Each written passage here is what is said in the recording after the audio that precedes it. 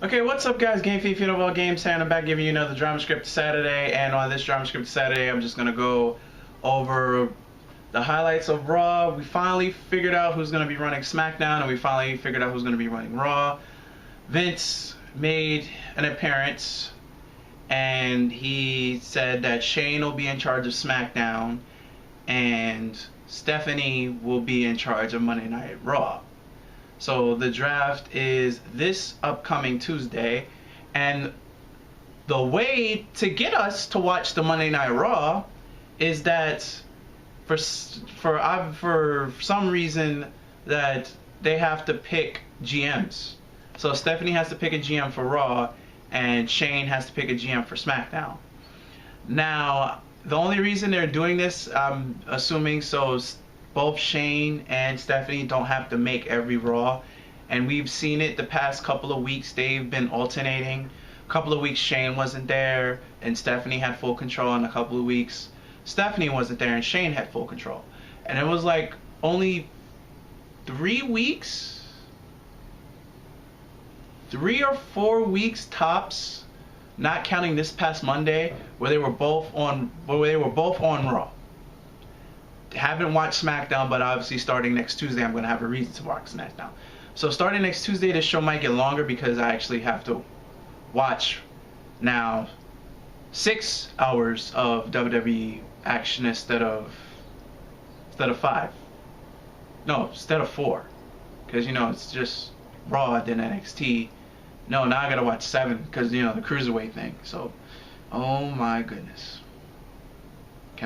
That moment you realize you gotta dedicate 7 hours a week of your life to one company. Good thing there are 24 hours in a day.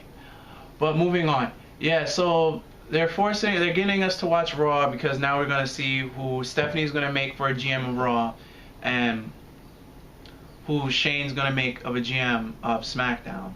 I would be happy if they made Edge a GM of SmackDown, because after he won the Money in the Bank for the second time, he really took off after that, playing hot potato in 2006 with the WWE Championship with John Cena. Edge took off even further being on SmackDown, so I'd be interested to see if they make a former SmackDown superstar GM. So I'd be interested if it was Edge, but that's just me. And Edge would only have to work outside of doing the Edge and Christian show. Edge would only have to literally travel once a week. So just show up for SmackDown. I have no idea who Stephanie is going to pick to be the GM of Raw. It'd be a funny, weird joke if she picked Triple H, but I highly doubt that's gonna happen. But yeah, it's gonna be interesting to see. That's the only way they're gonna get us to watch Raw on Monday, or else this is a dead Raw.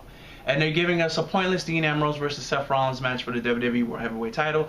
Reason why I say it's pointless is because the triple threat match is still on at Battleground. So once again, a cheap way, if they would have Seth to win on Monday, it would make him a cheap 3-time WWE World Heavyweight Champion. And then that's to say they have Dean Ambrose win the triple threat match, it would be a cheap way for him to be a 2-time WWE Championship.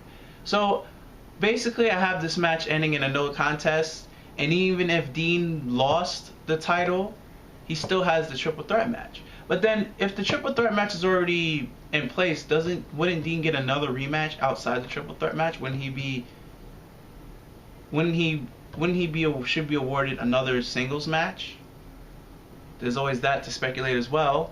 And besides Brock Lesnar versus Randy Orton at SummerSlam, we would have to obviously wait after what Battleground to happen to figure out what WWE is going to go that route. And plus the rosters are split. So who's to say that Dean Ambrose, Seth Rollins, and Roman Reigns are all on the same show? And another thing, how is Raw going to work for 3 hours and have less superstars than they already have? There's that. And then there's Darren Young randomly being the #1 contender for the Intercontinental Championship. And then we have Zack Ryder getting a title shot at Battleground for the US title. highly doubt they're gonna have Zack win. In TNA news, TNA is actually so bad that it's good. The deletion segment with Matt Hardy and Jeff Hardy was so horrible, working on an $8,000 budget of Jeff and Matt's own money. It was actually good. I suggest you look it up on YouTube and actually watch it.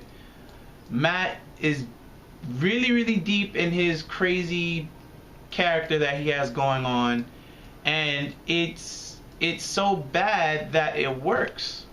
WWE tried to mock this style of wrestling with the Bray Wyatt and New Day feud, with New Day going to the Wyatt's house and fighting in the backyard, and they used too much of their budget and it was terrible. Where TNA only used $8 grand and it was so bad that it was actually entertaining. So I might actually start watching TNA. When TNA is so bad that it's actually more entertaining than what's the crap that we're dealing with WWE. It's insane, I know. Next week I'm gonna have to give you some news on the Cruiserweight Championship. I haven't got any time to watch it. I know it's a 60 more fan bracket. I know the wrestling started for that on Thursday, I believe. I'm recording this on Friday, so I have a lot to catch up on. I have to watch that, and I have to watch the last NXT. But for some reason they have the Perfect 10 going against Samoa Joe, and I just have Samoa Joe winning that feud. But that's gonna wrap this up for this week's Drama Script. That's gonna wrap this up for this week's Drama Script Saturday. Remember, this is Drama Script Saturday every Saturday. If you're a witness, please remember to rate, comment, and subscribe. And until next Saturday, guys, later and peace.